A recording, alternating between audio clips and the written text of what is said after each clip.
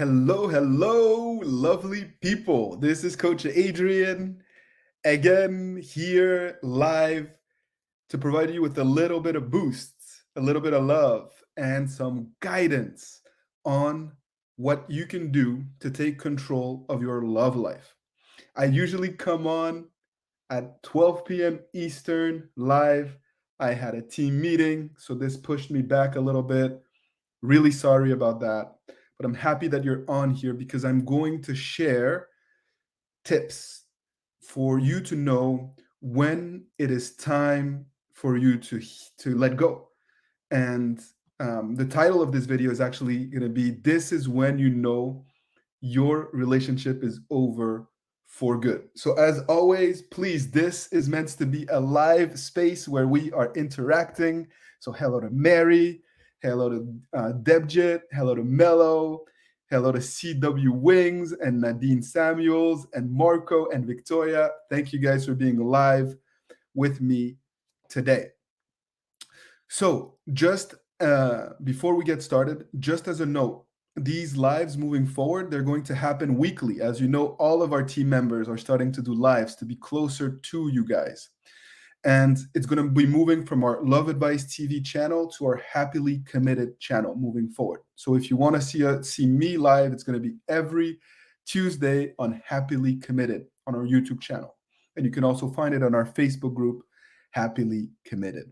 So a lot of people are on today. Thank you. Sorry that I'm late. I had a team meeting that ran longer than I expected. And the topic again is about knowing when your relationship is over for good and when to let go. A lot of the individuals that I work with have many questions about that because you don't want to fight for a lost cause. And because a lot of people are skeptical with advice that they see on the internet, and perhaps they feel like they are encouraged by certain coaches to continue to fight for a relationship that is not worth fighting for. So I wanted to give you 5 clear signs that it is time to let go and focus instead on perhaps moving forward in a healthy way. At the Pale King, we're in the house. So yes, if you have questions after I give you my feedback and my guidance, and perhaps I share a story of a client that I've been working with in regards to this topic, I'm going to try to answer some of your questions, as always, towards the end of the live. So please stay tuned if you'd like me to kind of provide you with feedback. So the first element that I want you to think about when thinking about letting go and moving on from your relationship is, number one, have you healed emotionally from the traumas of the relationship, from a potential breakup, or by what your significant other has said and done to you? Because my experience has been that individuals are obviously in a very vulnerable place when they seek out our advice. Sometimes you're depressed, you're battling all sorts of depression like symptoms, and you're in a place of vulnerability. And so because you're so emotional, it is oftentimes very difficult to know if indeed to have that perspective and that sense of self-awareness to know if it's still worth fighting for your relationship or not. And until you've been able to detach in that way, it's very difficult for you to make that call. And so what I often tell clients is, don't try to fix your relationship or to make that call from a place of vulnerability. As long as you're still very emotional, it is difficult to know whether your relationship is over for good or not. And so that's the first thing that I want you to think about. Storm is asking, what is the difference between LATV and Happily Committed? So it's the same team, but 2 YouTube channels are focused on 2 different areas of relationships. Happily Committed are for clients, couples that are still together, trying to figure out how to make the most out of their relationships. And we work with couples and with individuals. Whereas Love Advice TV is geared more towards post-breakup type situations. after a breakup has occurred. If you're looking for advice after a separation, a divorce, or a breakup, go to Love Advice TV. If you are seeking to make your relationship work or before you guys are separated, go to Happily Committed. That is how we have distinguished our two projects. Going back to what we were talking about. The first is, have you healed emotionally? That's the first question that you should be asking yourself. The second question that you should be asking yourself when determining if it's still worth fighting for this relationship is, have you been able to grow since the breakup? Most people are quick to jump and say, yes, I've changed, I've evolved, I understand what went wrong, etc., etc., etc. But there's a difference between conceptually understanding the things that went wrong and then practically being able to evolve in your day-to-day.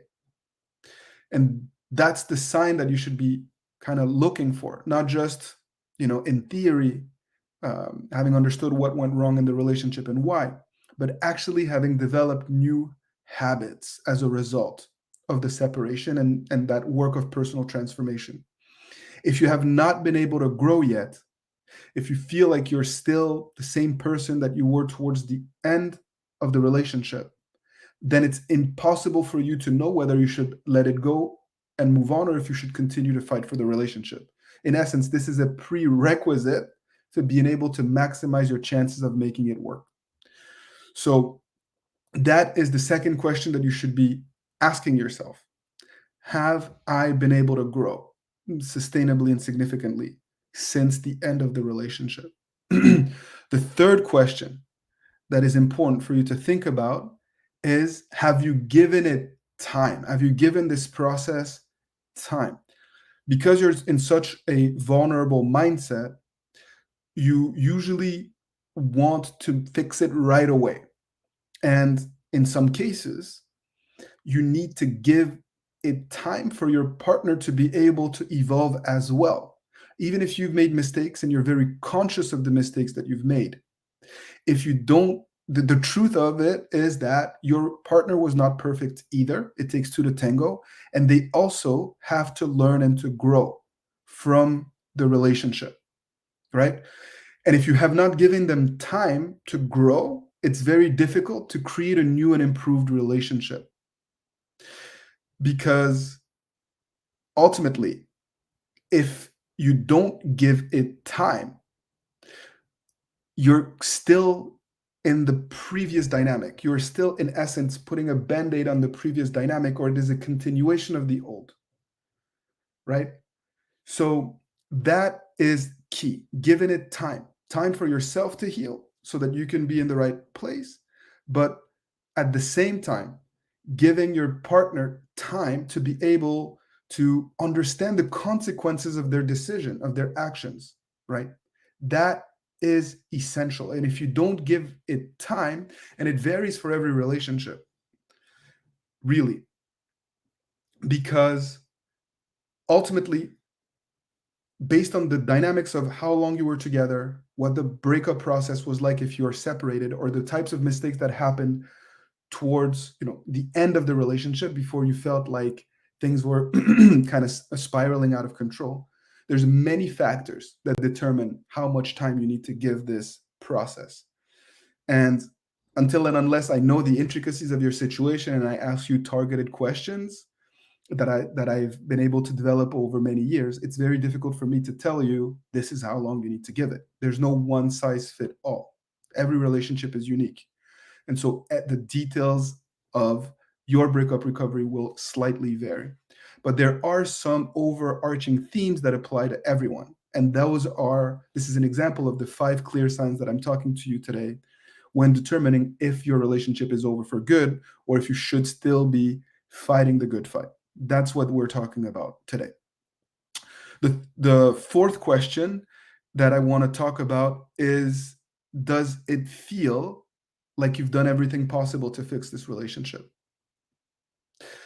I often ask this question to the individuals that I coach. And if you don't feel like you've done everything possible, then you owe it to yourself to continue to fight the good fight.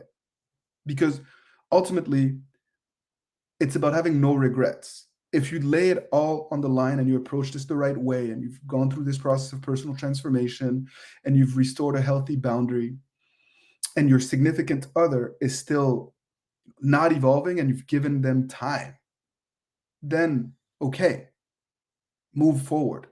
Have no regrets. You've outgrown this person in some ways. But and that happens. That can happen, right? The point is to be in a healthy, sustainable relationship, not to just get back with someone or to force a relationship with someone that is not healthy or right for us, correct? So once you feel like you've done everything, my experience has been that it's very easy for people to accept that they have to let it go and move on because you're in such a higher, better place that you recognize that this person cannot make you happy in some ways. The goal, of course, is to salvage this relationship. That's why you call on us. That's why you follow our content. But not all relationships are meant to be salvaged. And it's important for you to kind of remember that so that you're not fixated on an outcome and then get yourself in trouble. So have no regrets. Lastly, and this is a very complicated concept for some people to be able to apply and to deepen on. And the question is, are you in a mindset where you are happy without them? Are you in a mindset where you can be happy without this person? Because that is a prerequisite, oftentimes, to being able to rebuild a healthy dynamic. Why? Because if you are not in a place where you are fulfilled and happy and living purpose without your significant other, oftentimes you're still putting them on a pedestal. You may not realize it, but in essence, you're communicating to them that you need them in order to be fulfilled and to be happy. And so you're putting so much pressure on your significant other that it pushes them away. Or worse, you're acting desperate and that kills the attraction. No one wants to be with someone who's desperate to be with them. There's nothing attractive about that. And I guarantee you that at the beginning of the relationship, when you guys first started to, fall in love, there was no desperation. There was confidence and a sense of well-being that led to a natural organic connection that led your significant other to focus on the possibilities of what a relationship could be like together. But when the going gets tough, when you start to fear that your partner is going to walk away, or worse, when they decide to walk away, oftentimes we go back to being in that emotional state that causes us to reach out from a place of vulnerability and desperation, as we touched on in the first point or clear sign that I discussed on this live. So if you are able to get to a place where you have healed, you're not acting out of fear or emotion, where you have engaged in a process of personal development, where you sense that you're growing and that you've developed new habits, if you have given it time and you've given your partner time to also understand the consequences of their actions, their mistakes, if you also feel like you've done everything that you could to fix this relationship, because it takes two to tango, and you're in a mindset where you can be happy without them, then and only then can you say that your relationship is over for good and you can kind of move forward in a very natural, organic, healthy way, because you've fought the good fight. You've fought the good fight. And in many times when this occurs, in some ways you have outgrown both the relationship and your significant other. So when you're wondering if I should give up, if I should move on, I encourage you to come back to this video. And in light of the steps that you've taken, the actions that you've taken, and where you are at in your relationship or in your breakup recovery process, then you will be able to perhaps understand some of this advice better, and you'll be able to make an informed, educated decision on whether you should let go or continue to fight the good fight. So those were the 5 clear signs. I am thankful that you guys are here live, where from everywhere around the world. And I encourage you to ask your questions in the chat if you'd like for me to give you a little bit of personal, tailored guidance and advice. As always, if you can, give me a like, throw your love back at me so that I can encourage my team to continue to do these lives on a weekly basis. Okay, so Saikat says, my ex said that she compares me with her ex. That's why she broke up with me. Can I get back with her? In some ways, that's not a problem. It's not an issue. Most of the time, individuals compare their relationship or their breakups to their previous relationships or their breakups, right? It's an accumulation of experiences that shapes our reality and our understanding of relationships. So just because she is comparing you to her ex does not mean that everything is doomed or that this is the same type of relationship that she's going through yet again. I'm going to tell you what I tell people that I coach all the time. Focus on you. Focus on what you can control. If you are that higher, better self, that best version of you, it won't matter whether she compares you to her ex or not. I'm getting so much love in the chat. I am thankful. Just two options, Roller Girl, Roberto, Rabasa, Shama. Thank you guys so, so much. EQ wants a success story. I will give you a success story, EQ. Please remind me to share these success stories when I come on live, because I know that this is not something that we don't do enough of, and a lot of times people complain. So there is this young lady that I'm working with, and when she reached out to me, we worked together over 2 or 3 sessions. We'd had 2 or 3 sessions over the course of a month together. And when she first reached out to me, she was convinced that it was over for good. Most of you are convinced that it's over for good because you're a prisoner of your reality, right? And it just feels so daunting because you're stuck on, just like she was, the words of your significant other who tells you that it's over forever and that there's no chance, and they're trying to set these boundaries. But the one aspect that really got her over the hump was this joy, this feeling of being able to take control of her emotional destiny, being in a positive mindset. That's really what we worked on. Because once you do that, you're distancing yourself from the breakup. You're no longer the person that this person broke up with. And in essence, you are able to create a new identity post breakup. A breakup, I want you to see it as an identity crisis, just like she did. If you see it as an identity crisis, because you have an identity as a couple, you have dreams, you have aspirations, you have habits that are formed over a period of time. And then all of a sudden, all that is shattered. And so you need to not rebuild the pieces because that is over.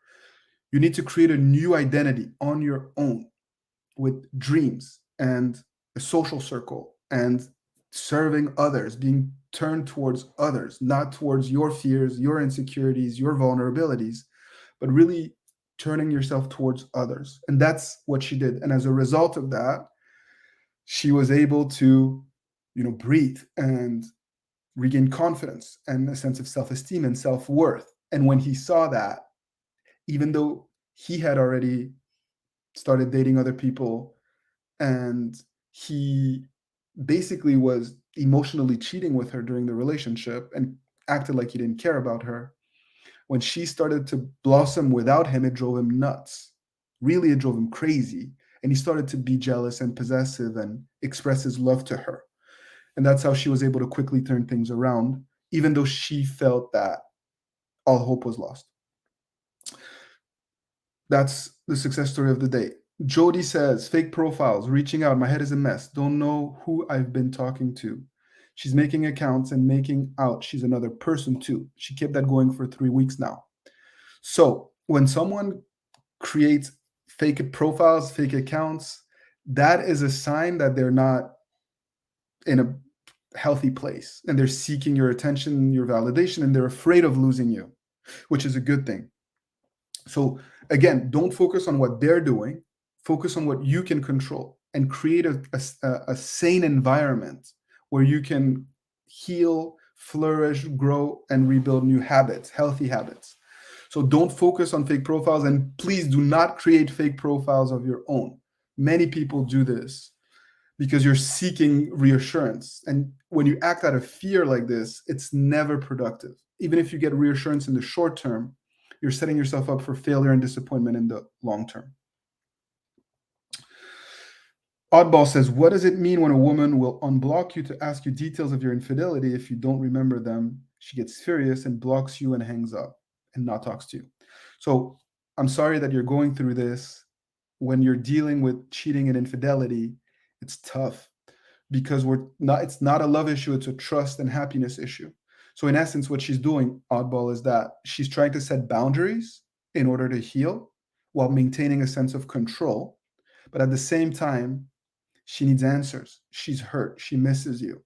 And so you're going to see this hot and cold behavior, but she still cares. And in essence, you need to give it time and you need to earn her trust over time.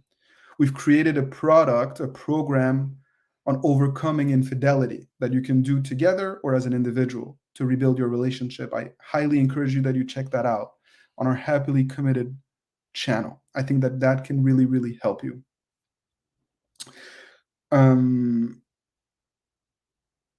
Okay. So Nikita says, 3 days into no contact, and he has texted me every single day, and I'm so close to caving. I don't know how I'm going to make it through a few more weeks of this. So Keisha, it's important for you to understand the nature of no contact and pulling away. It's not just about a set time that you don't talk, right? It's about regaining control.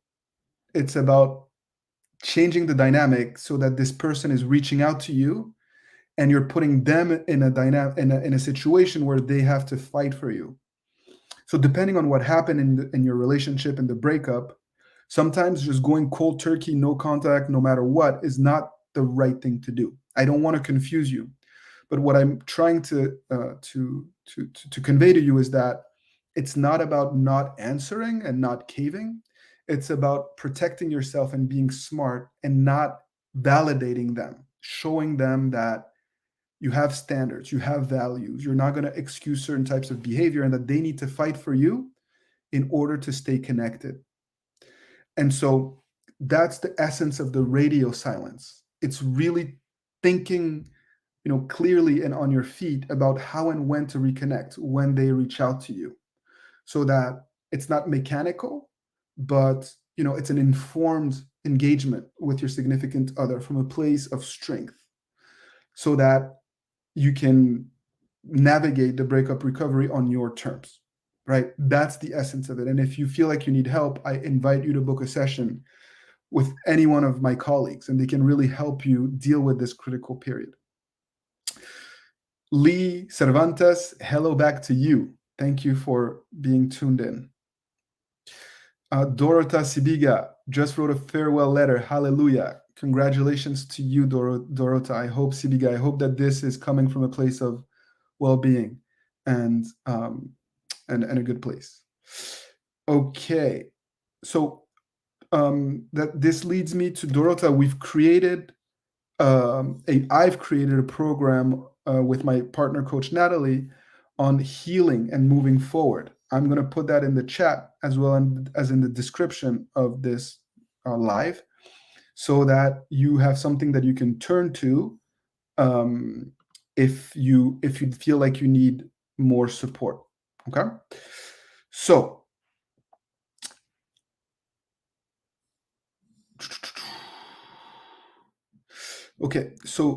Impress and Kruma, I'm really sorry about what you're going through. I encourage you to check out the link that I just shared. I think that it can really, really help.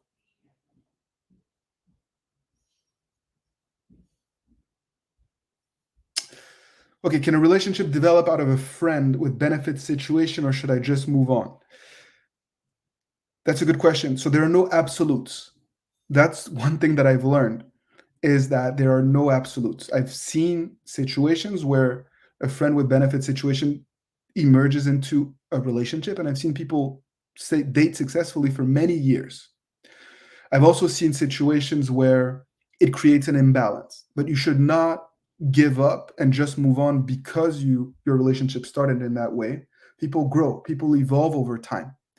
So again, go back to this live, listen to it again, look for those clear signs. If you have been able to do all of these things that I discussed earlier in the live, then perhaps, yeah, it's time to let go. But just because you were in a friends with benefits type situation, Deep Poetic Society, it does not mean that you should just move on just for that reason.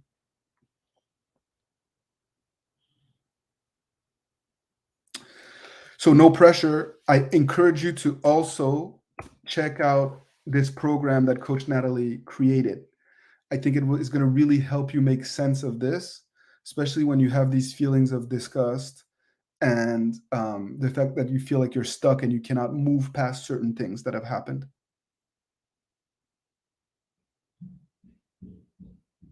So crazy Cormac, I'm really sorry. 8 years is a lifetime, and I'm sure that you're still in this highly emotional state that you've been talking about. I really encourage you to give it time. You need time to heal and to process what has happened before you can really, establish a roadmap or game plan that makes sense for you.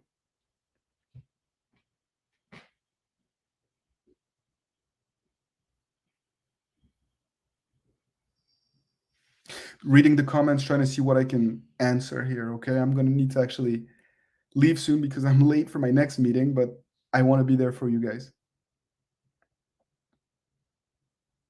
Okay, Jacob says, I reached out right after the breakup and said some of the things you guys say not to do.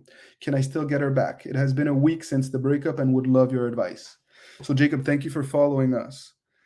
The truth is that a separation, a breakup, or when you're, heading towards a divorce, it's a time where you're super vulnerable and when a lot of mistakes happen. That's why when I started this live, my first point was, have you healed emotionally?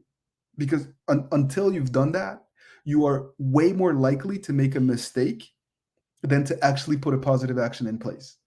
And when people book private coaching sessions with me, a lot of the hard work is undoing the mistakes that have happened after the breakup, way more than trying to fix the issues that were there in the relationship. If you believe it, most of the challenges comes from what happens after a separation, a breakup, or when you're facing the prospect of a divorce. So we help people overcome these mistakes all the time. I wish people looked at our content, the Love Advice TV content, when in a relationship. We would save so many couples from heartache and trouble if individuals had access to this love education that I think all of us need and that we don't get from our family members, from school. A lot of these things we're not taught. We're taught the hard way once we go through heartache. But don't give up. Just because you've made these mistakes does not mean that it's over for good. No one is perfect. All of us make mistakes in relationships, and most of us make mistakes after a relationship as well. Don't worry about the past. Focus on what you can control. Take it one day at a time. And you, like so many others, can change the dynamics of your situation.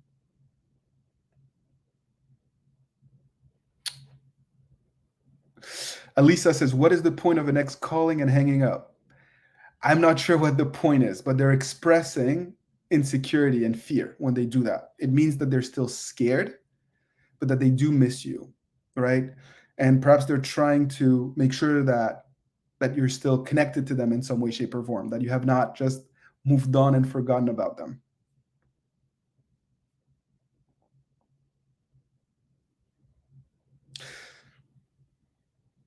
Okay, so I'm going to end the live with this Crazy Finger Beats, who says it all seems like a Jedi mind trick, especially when you're the one who's been doing all you can to save the relationship. It's not Jedi mind tricks. It's personal growth. It's being able to turn a crisis into an opportunity to become your best self.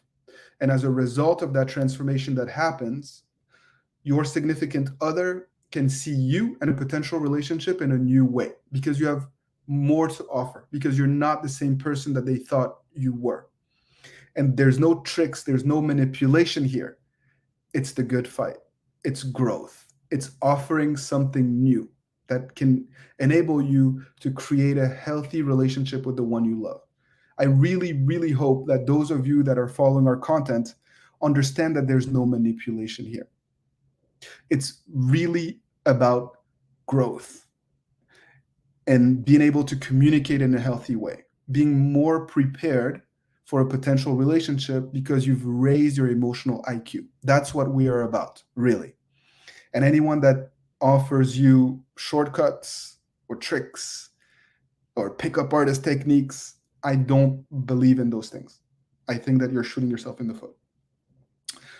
So, thank you, CW Wings, for your kind note.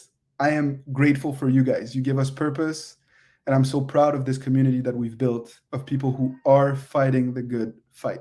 I know it's not easy. I know that most of you are facing the challenge of a lifetime, but I believe in you. I've done this. I work with people who do this every week. And if you're focused on all the elements that we've discussed in this relationship, you will be able to reach your goals. So it's not too late, Meko. It is not too late. You can still do this. So, Empress, thank you for the gratitude. All of you, thank you for being live. I will be back next Tuesday, 12 p.m. Eastern, on our Happily Committed channel. So if you have not subscribed yet, please subscribe to that channel so that you can catch me live and we can continue our discussion. If there are topics that you would like me to focus on, please share them in the chat so that I can address your most pressing needs. I appreciate you guys. Again, keep fighting the good fight. See you next Tuesday for more live content. Take good care.